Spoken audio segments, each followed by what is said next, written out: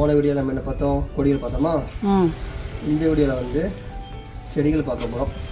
முதல்ல காலிஃப்ளவர் போட்டலான்னு பார்த்தோம். நான் இல்லை கடுகு மாதிரி காலிஃப்ளவர். அங்கே என்ன விதை போட்டீங்க? காலிஃப்ளவர் தான் போட போகிறேன். இது என்னங்க விதை? தக்காளி 5 ரூபாய்க்கு வாங்கினோம். பார்ப்போம் எப்படி வருதுன்னு.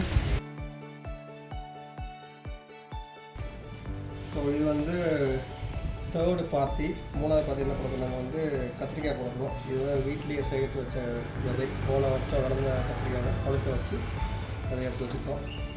எனக்கு அதை வாங்கிக்குவாங்க. நான் ஃப்ரீயாக தரேன்.